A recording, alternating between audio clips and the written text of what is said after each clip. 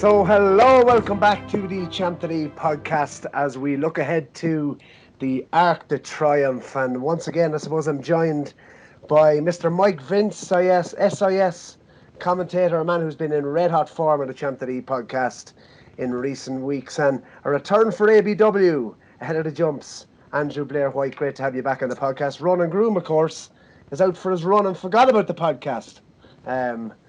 But lads, listen, lots happening at the moment with the Champ.ie roster. Of course, Mike Vince, you were in Clover last weekend as Cabaret Queen won the Kerry National. Andrew, of course, you became an All-Ireland cricket champion since we last spoke. And Thomas Coyle, who will be back with us for the jump season preview in the coming days and weeks ahead. He just trained an 18-1 winner. Andrew, you watched that live. I actually missed it. Great for Thomas heading into a busy winter. Yeah, it was brilliant for him. He told us the horse would have a decent chance, and it was a much bigger price than I suspect it deserved to be. Probably with maybe a slightly more fashionable trainer, it would have been a shorter price given his run last time out. But great for Thomas. Great for us to have backed him, and it was a really good success. And hopefully there'll be more of that over the winter for him and his yard. Absolutely, 14 horses to go to war with over the winter, and of course my little interest in a Marquez 2-year-old might be good for Dundalk, and there might be news on that as well as far as Champ.ie is concerned in the coming weeks ahead. Mike, what's the plan, I suppose, for Cabaret Queen? Will she head to the Munster National maybe next weekend to defend her crown? I think a lot will depend on her. She did have a very tough race, and we were worried. The biggest worry we had at the stalls, they got far more rain overnight onto the race morning than was anticipated, and she's literally, with the petrol tank reading empty, held on to win. I think it is more likely that she will not run next weekend, and let the second, third, and fourth try and gather the prize. The race that the syndicate have been flagged up to as a possible is this new mare's listed race at Clonmel in mid-November. And I would think that is more likely to be her destination now than going to Limerick, because obviously a week is a long time. We in the UK have got the mother and father of a stinking awful weather forecast. Even it's almost as bad as the Parisian one for this weekend. So water, she will not want bottomless ground for a second race running in Clonmel. You probably think it's a smaller field. That, I think, is her more likely destination, but the smoke signals out of Closutton are silent at the moment. And obviously you had, I suppose, a commentator's interest when she won the Munster National last year, Mike Vince. But I must ask you, how is the ticker? Because she literally got up on the line, didn't she?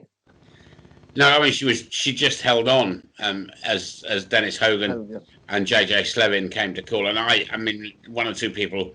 I was in the SIS studio watching it, and one or two people thought she got beat, but I had to do the 4:44 at Steepledowns while the judge was looking at the photo finish. I thought she'd held on. I thought she deserved to hold on, and I must say I thought Paul Tannen gave her a great ride, but her jumping at Listowel was absolutely superb, and that's her big strength.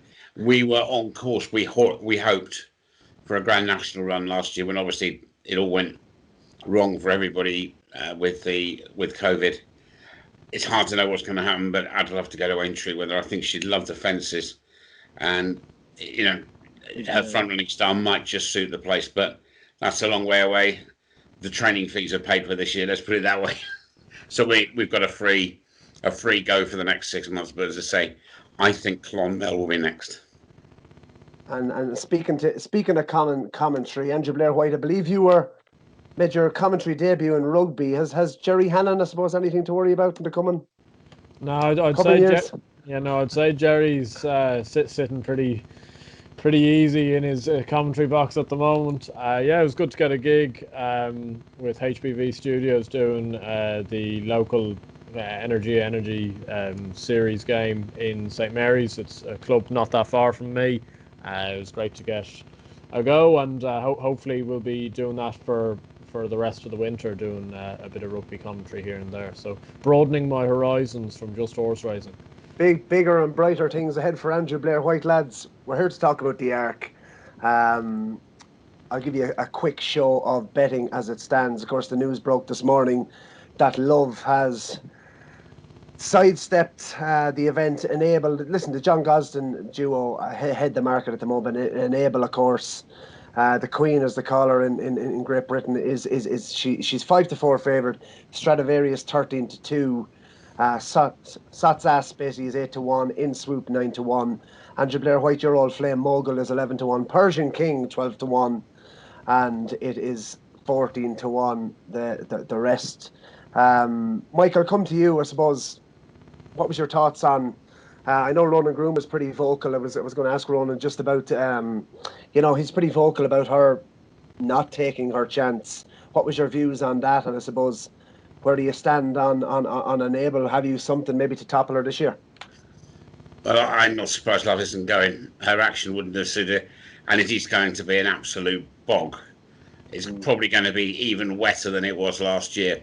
You're not even allowed an extra £3 for snorkel and flippers, but I mean, it really is. If the weather forecast is accurate, this is going to be bottomless. And that might just play to Stradivarius on the basis that Stradivarius would, in my view, have not had a chance over a mile and a half on decent ground because he didn't have the speed. But it means that something that stays longer than the mother-in-law immediately comes into contention. So Stradivarius may be, but I have long thought a horse that might just go well at a decent price, although it's been backed all week, and I'll give you the line on it. I called the German Derby in the summer for SIS in Hamburg. The race was won by In Swoop, French Raider, Francois-Henri Graffard and Ronan Thomas came late, and that was pretty testing ground and won really nicely. And there is a line on this, and that is that on Saturday, I've got Berlin to do, and Berlin features a Group 1 in which the runner-up in the German Derby, called Torquato Tasso, takes on the British challenge of Communique and a few others, but runs a decent race.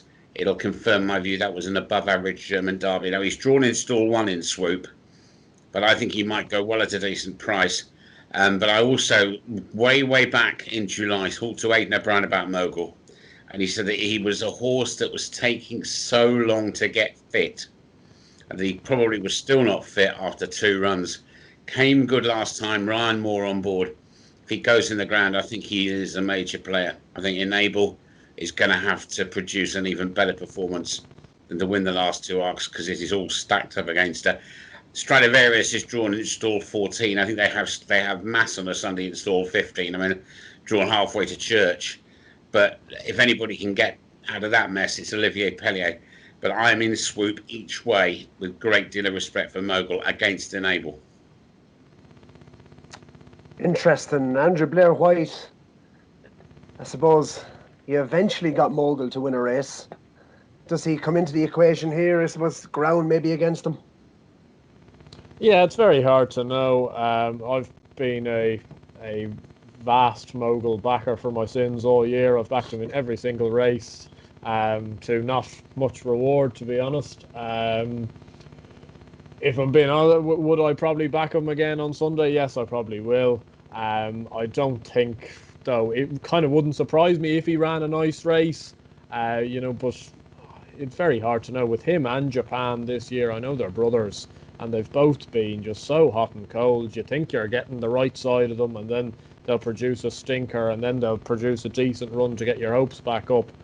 I was really keen on Stradivarius in this race, with Love in the race, and it's a real disappointment that with Love out of the race, his price has completely crashed. I don't think he's much of a price, to be honest, at 13-2 when he was 12-1, 14-1 late last week. That was a nice, tasty enough price, I'd have said. I do think obviously the stall has gone against him as well, so I think he does have a fair bit still to find, and whether you're willing to take the price of 13-2 is kind of up to each and every one of you. I'm a dreadful for after timing here, but I have backed him at 12-1, so I don't mind that price. 13-2 I probably wouldn't recommend, but I'd have to take on Enable, as Mike was saying. I think there's an awful lot against her, and I think 5-4 is plenty short enough.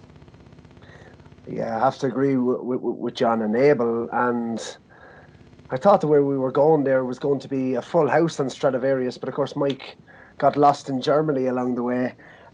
Stradivarius, I still think there is juice in his price, Andrew. I think, like, you know, he's obviously up there with probably the most classiest. If he's definitely in the top two in terms of class in the race. You know, I think what stood out for me was his performance at Royal Ascot when everyone spoke about the ground, you know, being an issue. It may not be ideal, but he's proven to handle it. You know, he's had his prep. He's been to Longchamp, and I think it's been the plan for him since Ascot as well. So I can see why obviously he has shortened.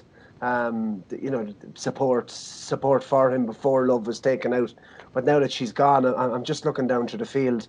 Cannot have an Abel, and yeah, he'd definitely be my pick. I still think there is juice, and I think he's a good each way bet in the Arc.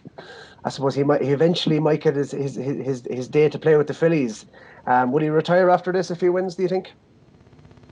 Oh, definitely if he wins, I'd say he'll go. If he doesn't win, I wouldn't be sure though, because, you know, I do think they might want to have a crack at equaling Yates for the Gold Cup, so be interesting to see. Yeah, he's going to make a cracking national hunt stallion. Of course, we could have Gold Cup winners by Stradivarius in the coming maybe decade. But let's move on, lads, to the 350 at Longchamp on Sunday. Also, actually, it's the Prix de l'Opera. It's sponsored by Longines, and it's over 1.2 miles Group 1 for fillies, 3-year-olds and plus. I'm going to give you a very quick show of the betting, and there's Irish interest in this. Good Irish interest in this race. Andrew, one of your old favourites in here, of course, Alpine Star 5-2, joint favourites with Fancy Blue, who's also 5-2. The French filly Coyle, Hamdan Al Maktoum, has had a cracking season. She's 4-1. Tanarwa is the Dermot Weld entry here. She's 6-1. Adara is 12-1. Tickle My Green 14-1, and a 16-1 the rest. Mike Vince, thoughts on this one? Well, it's again, and it's the same with all of them. What's going to go in the ground? I mean, it's just a shame there isn't a horse called Noah running in the Arc, because I mean that would have been the ideal one to tip. I know one or two people backing Yutaka Taki of Japan, riding Japan. This is a difficult race. If it was top of the ground, I had Alpine Star down almost as nap material. But that Hamdan Al Maktoum horse Coyle, I think, will go in the ground. I think this will possibly stay at home, this Prix de l'Opera. The race for export will be the Abbey as usual. I mean, the French can't win it with what they've had, but Coyle goes in the ground, and I think, bearing in mind it might be raining all day in Paris on Sunday. It will be in the Great Flanders and Swan Song mud, glorious mud. It'll look like a 3-mile chase by that stage, I think. Fully agree with you, Mike. We tend to be agreeing here today. I think Coyle, look, I do think she's overpriced. She's unbeaten in 5 starts, a Group 1 winner, and I suppose she's proven on the ground and the track. What's not to like, Andrew? Well, I've just got an obsession with Jessica Harrington fillies, so I get exactly where Mike's coming from with Alpine Star. But that being said, she shaped still pretty well last time out behind Palace Pier, and I know that wasn't anywhere near probably the ground she's going to come up against on Sunday, but it still was softened ground. There's nothing really to prove that she won't go on it. And I saw, now I'm not sure whether that price is gone, but I was looking through the odds and I saw 100-30 with William Hill earlier today. I think that's actually still a very fair price for Alpine Star, when I certainly am under the impression that Palace Pier is one of the best milers we've seen in recent times, and she ran him very close. The 4th Persian King has won the Moulin since. I think that's top form. I think if Stéphane Pasquier had his time again, she'd have beaten Fancy Blue in the French Oaks, and she obviously won the Coronation Stakes by 4 lengths. There's not too much not to like about Alpine Star, and I know the ground is perhaps a little bit of a worry, but you're not taking a very small price. You're taking 3-1, 100-30, and I think that's a fair enough reflection of her chances, and I think she'll go very well. Thoughts on Wells runner? Well, I must say I just can't get a handle on Dermot Well's horses on a weekday basis or a weekend basis. If I fancy them, they lose, and if I don't fancy them, they win. So you can take it that what you will. I think. Yeah, I thought the ground was probably a bit of a worry for her. She's not proven on this type of surface, but obviously she's still very unexposed. Yeah, she is. She obviously beat KM Pepper on her reappearance, and KM Pepper's won since as well. So she's got some nice form, but I'd have her down maybe a little bit below those at the top of the market. I think the top three in the market are pretty strong fillies, to be honest. Interesting. For all Ireland's endeavours for this race, and I suppose our strength in the race, I will be sticking with the French runner. Have to agree with Mike on everything. I think she'd be hard to beat. 2:45 lads at Newmarket. On Saturday, it is the Sun Chariot Stakes, the feature Group 1 for fillies. Quick show of betting. Champs-Élysées 7-2, of course, won on Irish Champions Weekend. Peaceful is 15-4. Telebrium is 9-2. Nazif 11-2.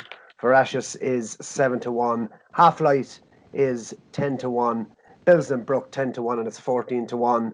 Cloak of Spirits 16-1. The rest. Cloak of Spirits, lads. What a run she gave me in the 2,000 guineas. Or sorry, 1,000 guineas at Newmarket. She obviously got back to winning ways last time out. But Andrew, Champs-Élysées, she heads the betting here. Do you think she deserves to be favoured? She deserves to be near enough the top of the market. Personally, between herself and Peaceful, I'll be definitely siding with Peaceful here. Very impressive, obviously, winning the Irish 1,000 guineas, and was right in behind both Alpine Star and Fancy Blue in the French Oaks. Aidan O'Brien usually does this with some of his fillies, where he leaves them off on a little bit of a summer break and campaigns them with 2 or 3 races in mind over the autumn, and they're usually a little bit vulnerable on that first run, and she got beaten, but she actually ran an awful lot better in the matron behind Champs-Élysées than I thought she would. Yes, she does have a length and a half to find, but I think she'll have come on an awful lot for that run, and I'd certainly be backing her to reverse that form. And I do think the two of them are actually ahead of the English fillies, to be honest, and I think Peaceful will be very hard to stop at 4-1.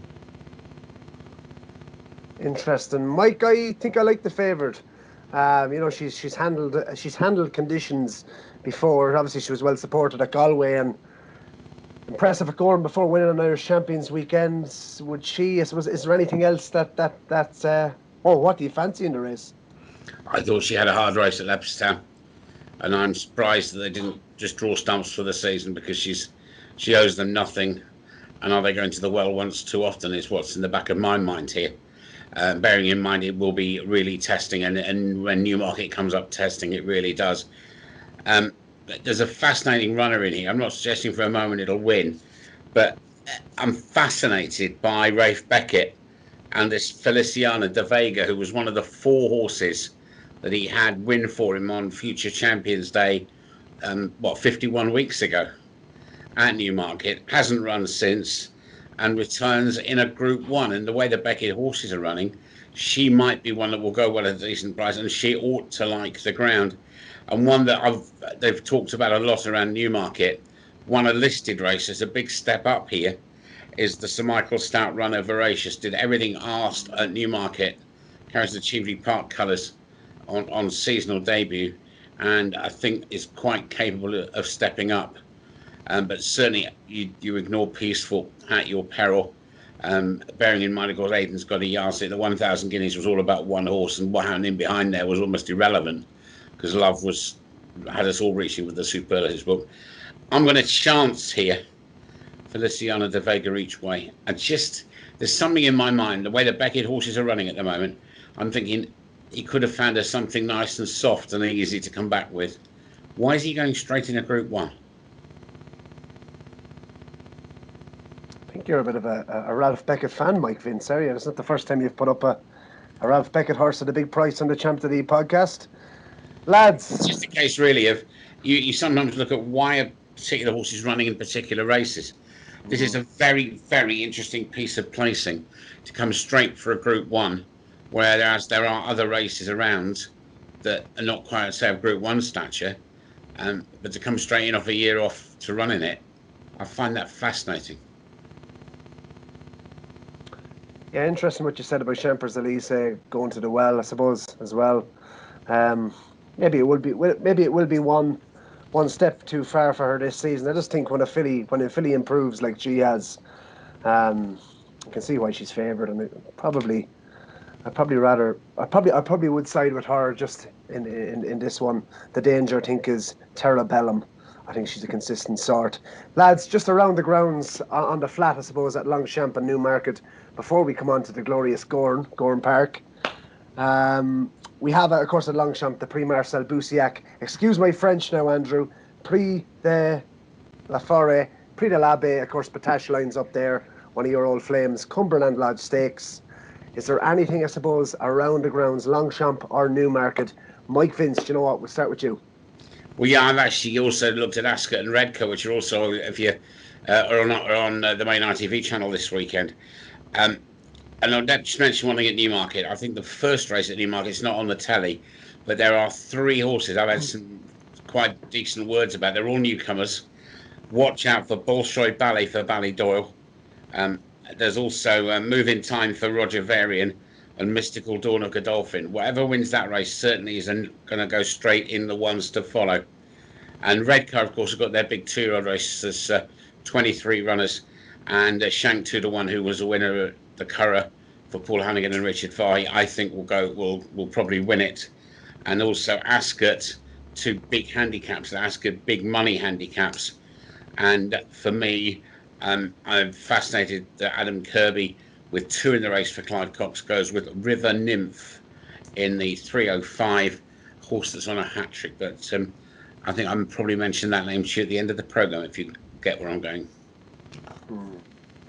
Andrew Blair White. Yeah, 2 over at Longchamp, one on either day.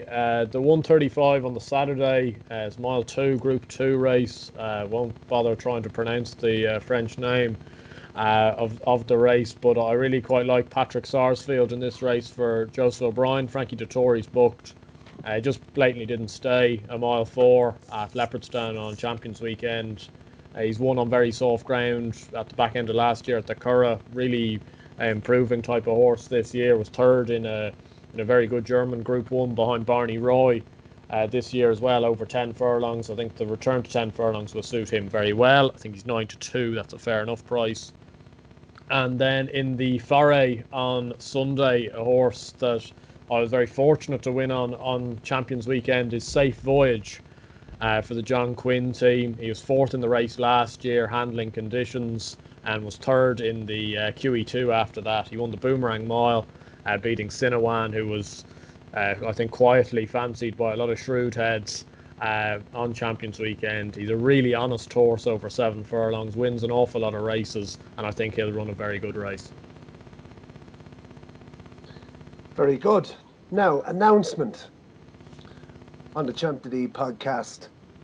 Date for the diary, 21st of October. Stay tuned to Champ.ie. The jump season preview that was, I suppose, our most well-received podcast and video last season, and it was the very first that we did for the jump season.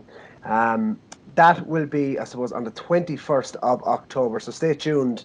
I suppose all our fancies for the year. The season is starting to creep in. Gowran Park and Tipperary this weekend. But as I said already, stay tuned.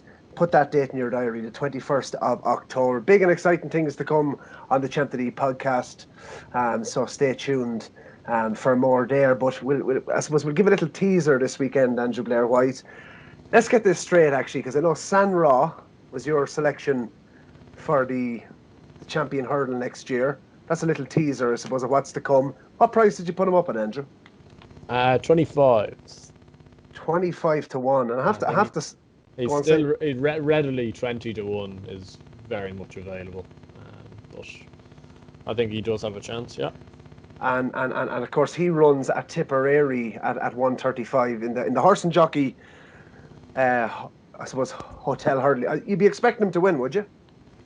You would, but Felix Deji, I think, will run on it as well, and he's no mug at all, and he'll probably blaze off in front. So, might take a bit of winning first time out for him. Yeah, obviously, if he's to progress into a champion hurdle candidate, he probably would want to be winning. But hopefully he will run, and we can see whether he can really take this step up in grade, in stride, and hopefully develop into the Grade 1 horse I think he is.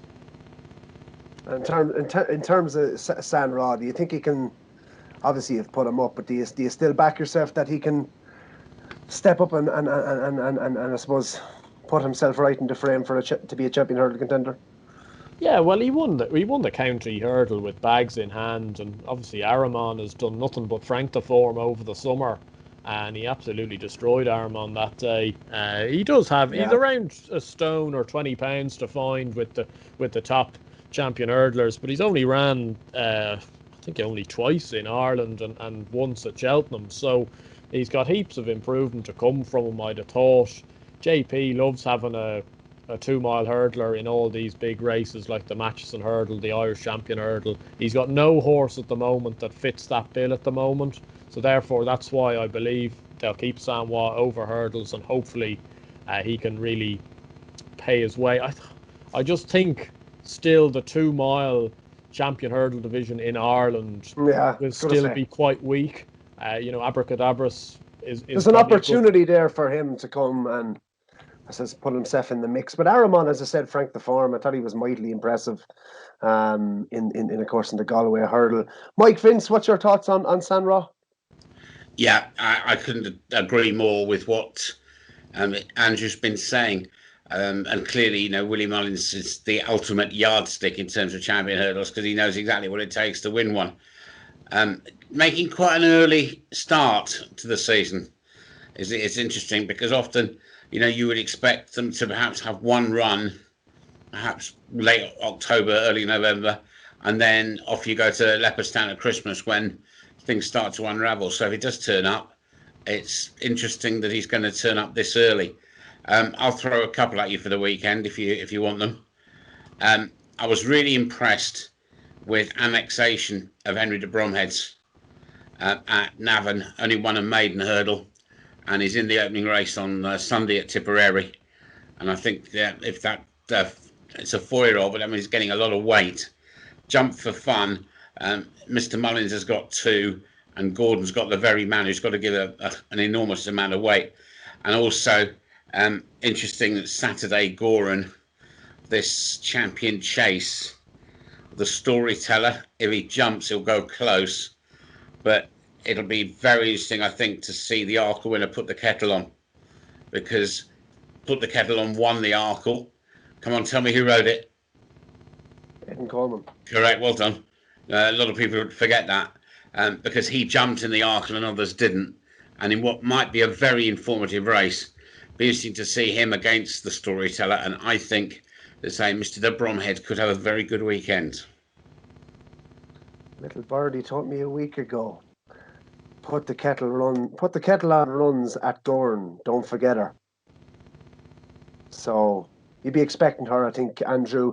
Let's hold in on this one, the PWC. It's a cracking race, actually. Just give you, I suppose, there's no prices up at the moment, but go through the runners. Peregrine Run, Easy Game, Hardline, Paloma Blue, Put the Kettle On, the storyteller.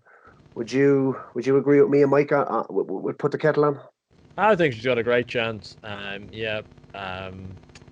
Obviously, probably a little bit like Sanwa as well, though, reappearing in a pretty hot race, the likes of Peregrine Run, the storyteller, Paloma Blue, these are multiple graded winners, all with race fitness on their side as well.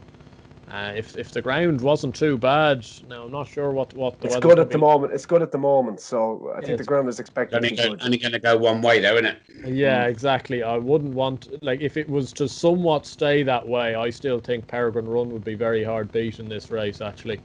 I certainly would take him ahead of the likes of the storyteller and Paloma Blue. Those are horses that do my head in with how badly they jump fences. I know they have their days in them, but I'd take Peregrine Run on that. But if Put the Kettle On does rock up and can beat all of them, you can be rest assured she's actually got a pretty good chance of progressing into a proper champion chase candidate this year, I think. I think so. Anything else for you, Andrew, this weekend over the jumps? No, just obviously you know how much I love A Wave of the Sea. I think he's going to run in the Grade 3 Novice Chase at Tipperary on Sunday. Things must be bad if they're putting him over a fence. He was absolutely brilliant last time out, I think, around Kilbeggan. But hopefully he can collect in that. He was Grade 1 juvenile hurdle winner last year, and my big fancy for the Boodles went up in smoke when Aspire Tower fell at the last at Leopardstown. But these things happen. I don't know what the long-term aim would be with The Wave of the Sea, but hopefully he can make up into a pretty good chaser. Fantastic. Brings us on to the business end, lads. Best bets of the weekend. Andrew Blair White. Well, my nap of the nap of the weekend will be Peaceful in the Sun Chariot. I don't see anything to beat her. And my next best would be Safe Voyage in the Foray. I think he just runs so many consistent races, he can't be far away. Mike Vince, you just keep delivering. I'm going to nap in the big race at Redcar. A Shark 2-1 who won at the Irish Champions weekend for Richard Fahey. It'd be lovely to see the smarter Paul Hannigan winning a big race for the second Saturday running. And next best is going to be River Nymph in the big handicap at Ascot at 3:05. And I am very much in swoop each way in the Arc. Interesting stuff. On my NB, lads, I think, despite the Irish Challenge, I think it has to be Talkeel. I was actually in Derrinstown Stud today, in the lovely, just outside Kilcock. I was in there on business, but they were excited about this horse as well. Talkeel, 4-1, as I said. I think she's unbeaten, and I think she's a good bet this weekend at 4-1. I'll NB her. And just, lads, I suppose it's not horse related, but Andrew Blair White, you like this one. That is my nap of the weekend, lads. Donald Trump, 6-4. Andrew Blair White can't believe I've done this. I honestly think he's an absolute steal to get re-elected. Mike Vince, your opinion, please. I couldn't disagree with you more. 6-4. I think it's a cracking bet, Mike. Did you see the first debate? Trump will lose it rather than Biden will win it. Did you see the live debate this week? Happily not. Yeah, it was. Listen, it wasn't Trump's best performance, I think. In the loosest possible sense. There was lots of embarrassing television, and it didn't do anybody any good. And somebody said to me this week, I thought it was the clue, is that if God intended America to be great, they'd have given them a candidate. But I think 6-4 is. I think it is a good bet. I've been following the rallies and the election. Obviously, it was the first debate. We've another 2 to go. Andrew Blair White, any interest in politics? Absolutely none. No.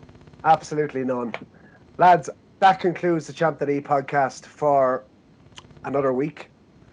Let's hope there's plenty of winners in there. And as I said, stay tuned for the jump season preview, lads. As I said, put that date in the diary. The 21st of October it will be released.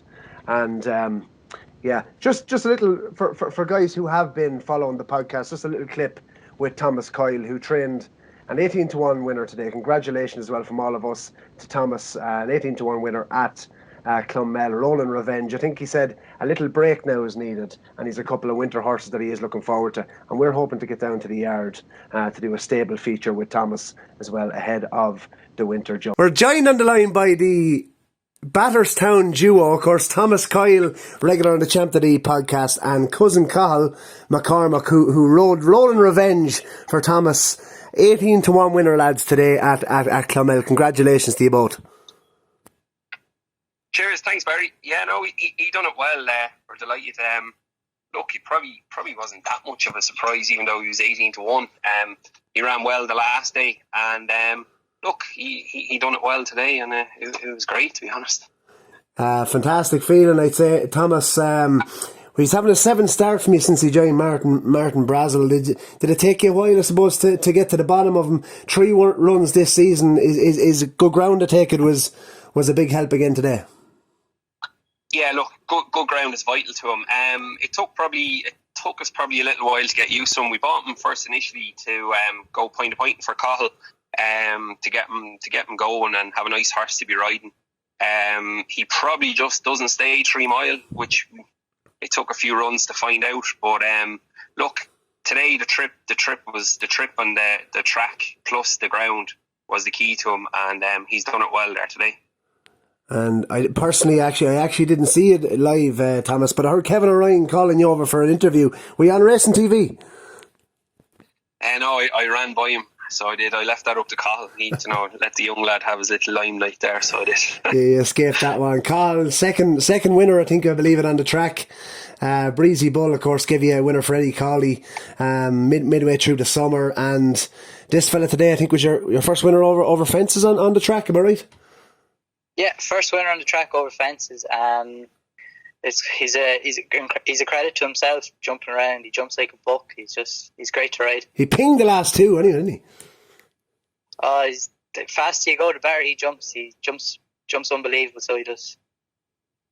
And I suppose Thomas, and you're in Thomas most mornings. Are you split between Eddie and Thomas? Yeah, I ride out for Eddie's in the mornings, and then I come back to Thomas's in the afternoons and help him out as well.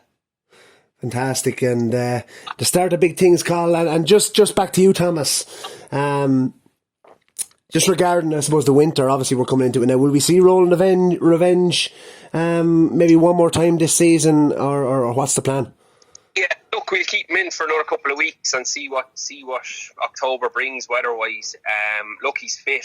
He won't take a whole lot. He's probably a horse that runs better fresh. It's probably the first time, even in his whole life, if you look back through his form, that he's actually backed up a run, being so quick. So it was a little bit surprising. There was one little bit of worry in the head, but no, he's done it. Look, the horse is fresh. He's well. We changed things up a little bit this week. We brought him swimming and that, just an older horse, different things. And look, it's sweetening him up. It's happened. And look, being honest, today was really his Gold Cup, and he's gone out and done that, so he owes us absolutely nothing from now. So look, we're not going to slog him through the winter. So if the ground stays good, he'll have another go. But if not, he'll be let out to the grass. So he will. Thomas, just ahead of the winter jumps, we're obviously going to come out and do a stable feature with yourself in the coming weeks. 14 in total, you were telling me earlier on today that you've in. And just as any of those, I suppose, over the next couple of weeks, kind of, I suppose, ready to go, ready to run? Yeah, like we've a runner there tomorrow, first time out for a nice Cork Cave horse. Look, he'll be very green tomorrow, but he's a nice horse for the future. I had another one, she was a reserve today, go at it again. She ran well in a bumper in Punchestown. I thought she'd have run well today if she got in, but she didn't. We got another nice acquisition there to the yard, a horse called Blue Heather. She was second in 2 bumpers and second in the maiden hurdle. She'll be ready to rock there in a month's time as well. Really looking forward to running her. She's working really well, so she is. Fantastic. And Diali, is he good to go soon?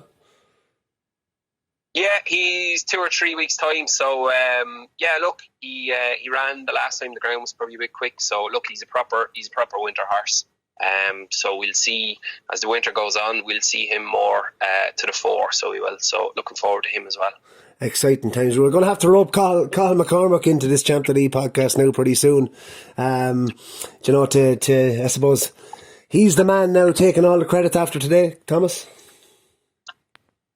Look, he can have it. He's a young lad. I was there before. It's great when it happens. It's hard work. It's a hard life for young lads, and people probably don't understand it. Like, it's long hours, and especially when you have to be looking after your weight a bit as well, because Cahill's tall, like, so he does very well. So hopefully it's the start of something good for him. Cahill, of the ones I suppose in Thomas's yard, which one are you looking forward to the most? There's a nice ask horse there. He's a 4-year-old at the moment. I'd be hoping he'd run nice in the 4-year-old point before Christmas. And there's another 3-year-old Dream Ahead horse.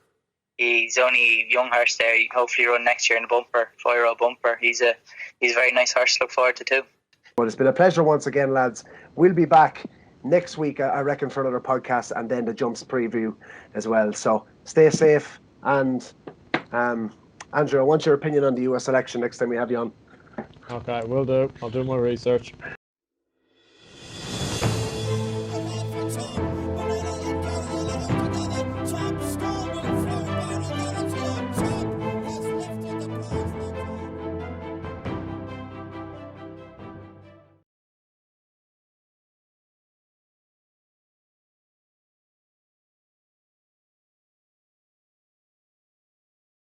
But